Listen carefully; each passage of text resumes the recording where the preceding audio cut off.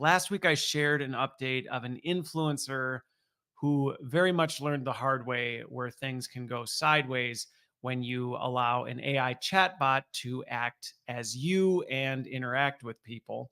So, if you're curious about what happened in that specific incident, you can go listen to last week's. But what was interesting is just on the heels of that, and actually I caught it just after I'd recorded the last one. So I didn't make it into that one. But actually, Instagram now, if you look it up, Instagram is in the early pilot beta stages of actually adding what they're calling their AI studio, which now allows select influencers, obviously in this kind of beta stage, to basically anybody has access to turn on functionality so that people can interact with the AI chatbot version of yourself. So there's a messaging button on there. I'm not actually on Instagram, but I've seen screenshots of it, and my wife shows me her Instagram regularly. So, there's a little message thing, and you can message it.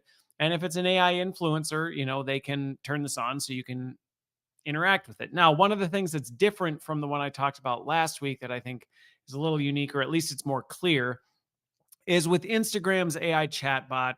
It does make it very clear you're interacting with an AI version of the person. It says like AI dash the name of that person.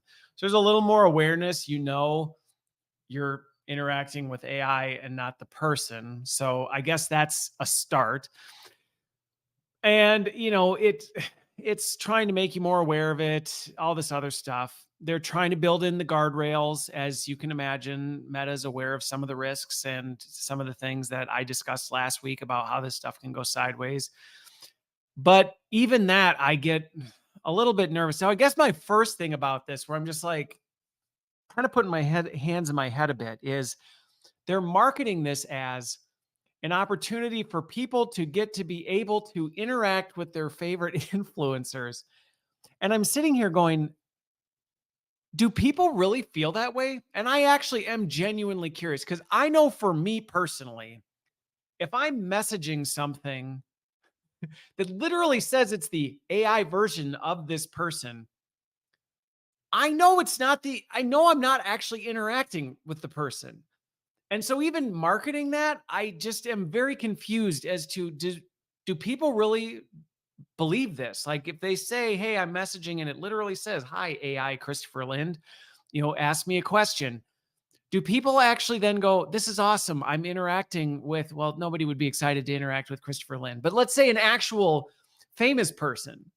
Would you be like, "Oh, it was so great. I had this conversation with Jason Statham. It was so neat." And people are like, "Wow, you really did?" Well, not really. I was talking to an AI bot that was on his account. Like, does that even count?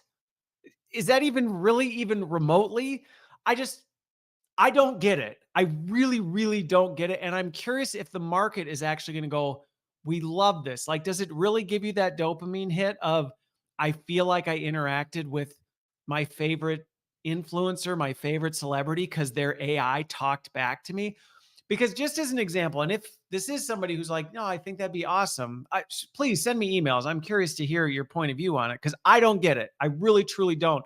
Because as I was looking at some examples of this and some of the marketing and, "Oh, look what you can do with this," I'm like, I can do this today. I can go to Cloud 3.5 or ChatGPT or Gemini, and I can say, "I want you to imagine and I'm just using Jason Statham. I want you to imagine you're Jason Statham and I'm having a conversation with you. Look up," and literally, if you type this prompt, you could do this. "I want you to imagine you're him. I want you to do research on him, the way he talks, the way he's represented, his tone, his voice. I want you to imagine you're him, and I want to engage you in a conversation where you're pretending to be them." And I could have the exact same thing. I don't need to go to said influencer celebrity's Instagram and say, "Message to imagine talking to an AI version of some."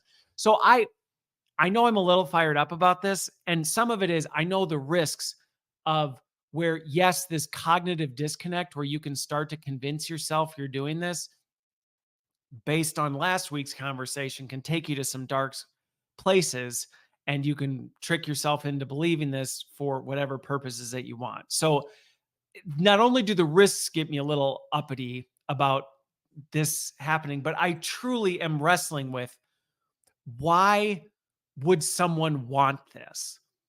I understand from the influencer side if you're trying to be deceitful. Now, I'm not supportive of that, but I understand where somebody looking to gain greater influence, fake more engagement, if you've got some nefarious purposes, I can understand having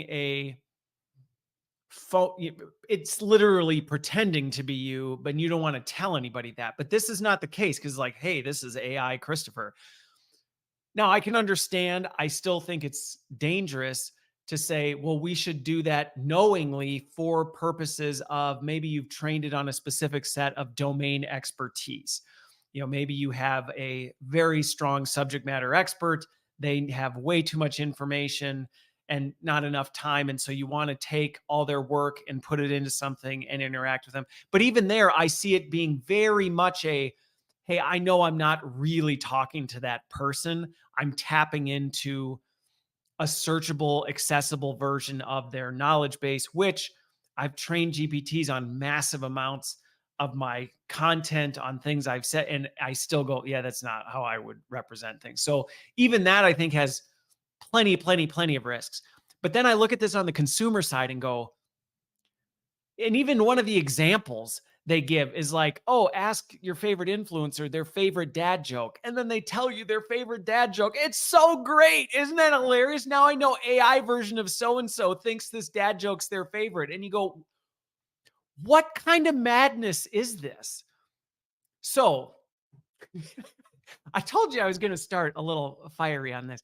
I just truly am like racking my brain going from a logical standpoint, where does this make sense on the consumer end of you're purely trying to I don't get it. And so if somebody listening or watching this goes, "Oh, I think this would be great." Please tell me. I'm not, and I don't mean that in like a sarcastic, I think poorly of you. If you, I truly would be like, is there a use case I'm just somehow missing other than nefarious or purely entertainment purposes? I really don't understand why else you would want to knowingly engage with your favorite celebrity for the purpose of pre- pretending you're having a conversation, knowing full well it's fake. I don't get it.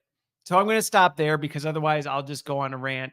And I still just, yeah. Anyway, please let me know if you think differently. And if you're on the fence, I hope this at least makes you kind of go, yeah, I guess, yeah, I don't know that that's because sincerely, and then I'll be done, I promise. Sincerely, my concern is I think things like this can start for entertainment purposes. I just was asking dad jokes to say, and then you start to experiment with it and things go sideways and you end up like what happened in my update last week with the influencer where you're like, what did you think was going to happen? Well, how did you think this was going to end well? So I would just caution people with any of this stuff. Just be careful. And if you're an influencer, just don't. Please don't.